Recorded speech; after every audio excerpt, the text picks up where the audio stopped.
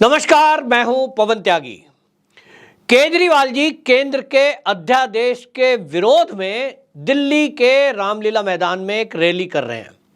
इस रैली में कांग्रेस समेत कई विपक्षी पार्टियों के नेता उपस्थित नहीं है, क्योंकि उनका मानना है कि केजरीवाल खुद के स्वार्थ को पूरा करने के लिए और 2024 में प्रधानमंत्री का चेहरा बनने के लिए इस तरह के ये सब आयोजन प्रयोजन को कर रहे हैं।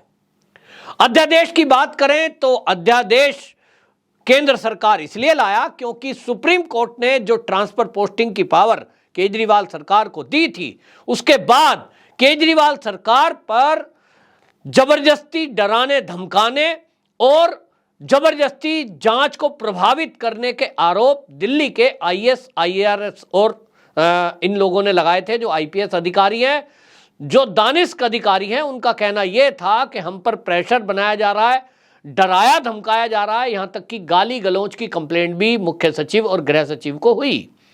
जब गृह सचिव के पास ये शिकायत पहुंची कि जो सुप्रीम कोर्ट ने इनको पावर दी है उसका ये दुरुपयोग किया जा रहा है, और जो अधिकारी हैं उसमें से 7 अधिकारियों ने, दानिश का अधिकारी, आईएएस अधिकारी और आईपीएस अधिकारियों ने जब रिटन में कंप्लेंट दी तो उसके बाद केंद्र अध्यादेश लाया। लेकिन केजरीवाल का कहना यह है कि अध्यादेश का लाना लोकतंत्र का हत्या है, लोकतंत्र में दखल किया जा रहा है। उन्होंने कई राज्यों के मुख्यमंत्रियों से संपर्क किया और उन्होंने कहा, देखिए जैसा हमारे ऊपर हो रहा है राज्यों में तुम्हारे खिलाफ भी ऐसा हो सकता है। लेकिन केजरीवाल की इस बात का असर इसलिए नहीं हुआ क्योंकि ये सभी समझते हैं कि दिल्ली पूर्ण राज्य नहीं है, जबकि जो पूर्ण राज्य है वहां केंद्र का इस तरह का दखल होता ही नहीं है, वहां केंद्र ना दखल करता है।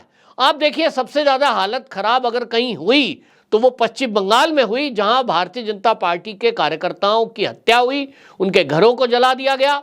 सब लोग मांग कर रहे थे कि केंद्र तुरंत उसमें राष्ट्रपति शासन लगाए, लेकिन केंद्र ने ऐसा नहीं किया क्योंकि केंद्र का मानना यह है कि लॉ एंड ऑर्डर की जो व्यवस्था है वो राज्य की है, उसको प्रेशराइज किया जाएगा। वहां राज्यपाल जरूर पीड़ितों के पास मिलने गए, उस मामले में एफआईआर हुई, कोर्ट के जरिए हुए, जहां तक कि आयोग, महिला आयोग, एससी एसटी आयोग और अल्पसंख्यक आयोग तक वहां गए सदस्य उनके जांच के लिए, लेकिन राष्ट्रपति शासन नहीं लगाया गया। और इसीलिए भारतीय जनता पार्टी की केंद्र सरकार पर यदि कोई ये आरोप लगाए कि साहब लोकतंत्र की हत्या की जा रही है, मोदी तो डिक्टेटर है, ये एक नैरेटिव चलाने वाली बात हो सकती है, लेकिन कोई देश में या देश के बाहर भी इस बात पे यकीन करने वाला नहीं है। अब ये जो अध्यादेश की बात है, इसमें तो आपको बता दूं कि जो विपक्षी नेता हैं उन्होंने ही इस केजरीवाल जी के ये फर्जीवाड़े की पोल खोल दी है। उमर अब्दुल्ला कश्मीर के बड़े नेता हैं, उन्होंने तो सीधा सवाल कर दिया कि हम नहीं आएंगे। उनका कहना है कि जब 2019 में मोदी सरकार ने धारा 370 कश्मीर से हटाई, उस समय हमारे साथ ये कोई नेता खड़ा ही नहीं हुआ। उन्होंने कहा हमारे साथ तो टीएमसी की ममता बनर्जी खड़ी हुई थी, या तो डीएमके खड़ी हुई थी, या तो वामपंथी दलों के नेता हमारे पास आए थे, लेकिन केजरीवाल का स्टैंड क्लियर नहीं था और हमारा साथ उस समय नहीं दिया तो हम इनका साथ क्यों देंगे। वहीं खबर यह आई है कि कांग्रेस भी केजरीवाल के इस धरना प्रदर्शन में जो रैली होने जा रही है इसमें मंच पर नहीं आने जा रही है, क्योंकि कांग्रेस का भी कहना यह है कि हमारे तो राहुल बाबा हैं, पीएम फेस वही बनेंगे, प्रधानमंत्री भी बनेंगे, हम किसी के पीछे नहीं खड़े हो सकते। और इसलिए आपको बता दूं, केजरीवाल जी ने बाकायदा उनसे समय भी मांगा था, मल्लिकार्जुन खड़गे, राहुल गांधी को मिलने के लिए कहा था, कई मंचों से भी कहा मोदी को हटाना है तो वही साथ आना है। अब आपको बता दें कि ऐसे कई दावेदार विपक्ष के नेताओं में दिखाई दे रहे हैं जो प्रधानमंत्री मोदी को हटाने का दावा पेश कर रहे हैं। अभी इसी में जो दिलीप पांडे हैं, आम आदमी पार्टी के नेता हैं, वो कह रहे हैं कि सबको पता है कि मोदी के रथ को कौन रोक सकता है, यानी वो केजरीवाल के लिए कह रहे हैं। इन्हीं के जो प्रवक्ता हैं वो कहते हैं कि पूरे विपक्ष में यदि कोई पढ़ा लिखा है सबसे ज्यादा वो तो केजरीवाल है, ऐसा विद्वान व्यक्ति तो कोई विपक्ष में है ही नहीं, तो केवल एक केजरीवाल हैं जो देश के प्रधानमंत्री बनने की योग्यता रखते हैं। दूसरी तरफ राहुल गांधी को कांग्रेस प्रोजेक्ट कर ही रही है, भारत जोड़ो यात्रा निकाली उन्होंने। इसके अलावा देखिए विदेशों में जाकर के राहुल गांधी देश विरोधी बातें कर रहे हैं, उसके पीछे का मकसद क्या है? वो मुस्लिम लीग की तारीफ कर रहे हैं, उसके पीछे का मकसद क्या है? और इसलिए ये स्पष्ट हो गया कि केजरीवाल जी का ये जो धरना है, जो ये इसको धरना कहें, रैली कहें, ये एक तरह से फ्लॉप हो गया। भले ही भीड़ ज्यादा दिखाई जा रही है, उस भीड़ के बारे में भी जो पुराने पत्रकार हैं उनका कहना यह है कि देखिए भीड़ लाना जहां सत्ता में आप हैं वो कठिन काम नहीं है। अब तो एमसीडी में भी आम आदमी पार्टी है, तो इसलिए सब एमसीडी के जो पार्षद है उनको कह दिया गया कि भैया एक एक बस भर के लानी है तो वो ले आए। सब विधायकों को कह दिया गया 2-2 बसें लानी है, वो ले आए। और आजकल तो पब्लिक के लिए बताया जा रहा है, जो ये यहाँ पत्रकार हैं वो ये कह रहे हैं कि सबको कहा गया कि वहाँ चलो आपको कुछ खाना भी मिलेगा और कुछ भी मिलेगा। मैं उसमें नहीं पढ़ता हूँ, ना मैं उसकी तकदीर कर रहा हूँ कि ऐसा है, लेकिन दिल्ली में जो पत्रकारिता करते हैं उनका कहना यह है कि इसमें खाना और पैसा दोनों की बात सामने आई थी। तो बहुत सारे लोगों ने बताया होगा, वो पत्रकारिता कर रहे हैं। ये सच है कि झूठ मुझे नहीं पता, लेकिन दिल्ली की पब्लिक में ये बातें फैल रही हैं जो लोग वहां रैली स्थल पर लाए गए। अब इसलिए ये सारी पार्टियां ऐसे ही करती हैं, भाजपा की रैली हो, कांग्रेस की रैली हो, रैली की भीड़ से कोई नैरेटिव बनता है ऐसा नहीं है। रैली में भीड़ इकट्ठी होना एक अलग बात है। आपने देखा कि अभी जिस तरह से कर्नाटक का चुनाव हुआ और उस कर्नाटक के चुनाव में मोदी जी की रैली हो या योगी जी की रैली हो या अमित शाह का रोड शो, पूरी भीड़ दिखाई दे रही थी।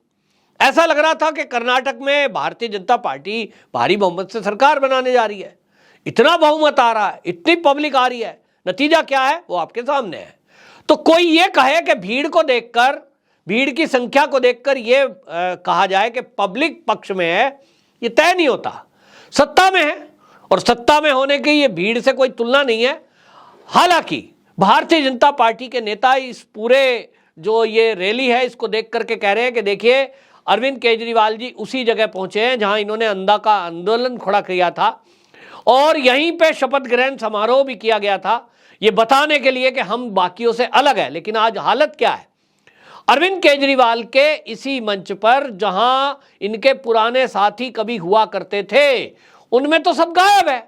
कपिल मिश्रा वहां नहीं है, कुमार विश्वास वहां नहीं है, अश्वनी उपाध्याय सुप्रीम कोर्ट के वकील वो इसमें नहीं है, प्रशांत भूषण इसमें नहीं है, किरण बेदी इसमें नहीं है। यानी वो मंच जो अन्ना हजारे को मध्य में रखकर इन्होंने सजाया था वो तो गायब है। तो मंच पे कौन है? केजरीवाल। और केजरीवाल के साथ कौन है?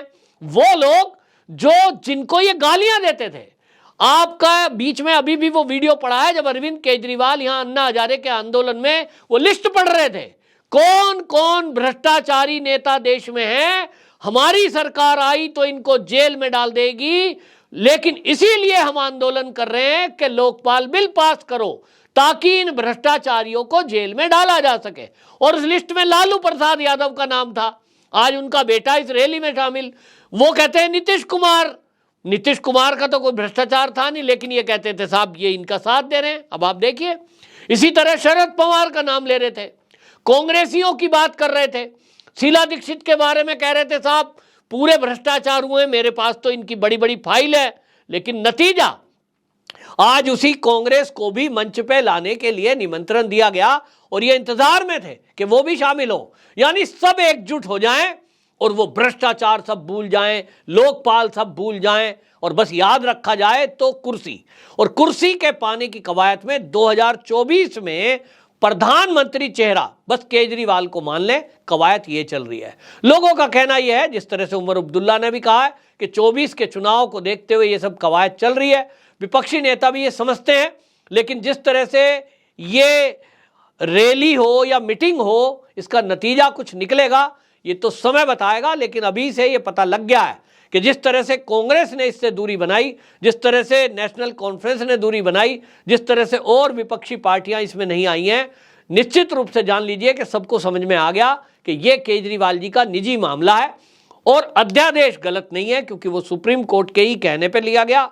और इसमें जो शिकायतें दर्ज हुई हैं वो तो पहले ही कांग्रेस के संदीप दीक्षित ने भी कहा है, कांग्रेस के ही अजय माकन नेता हैं, उन्होंने भी कह दिया है कि भाई अरविंद केजरीवाल जी कोई खास अलग तो है नहीं, हम भी थे दिल्ली में, शीला दीक्षित जी की सरकारें थी, सब काम हुए इन्हीं कानून के रहते हुए।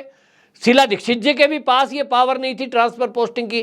तो यानी कांग्रेस ने एक तरह से केजरीवाल की हवा निकाल दी है इस पूरे रैली आंदोलन और अध्यादेश के विरुद्ध विपक्ष को एकजुट करने का जो ये नाटक नौटंकी हो रही है। तो कुल मिलाकर के ये पता चल गया है कि 2024 के चुनाव में भी अरविंद केजरीवाल सर्वमान्य विपक्षी नेता नहीं होंगे, ये इस रैली से साबित हो गया है। आपकी क्या राय है कमेंट बॉक्स में जरूर बताएं। वंदे मातरम।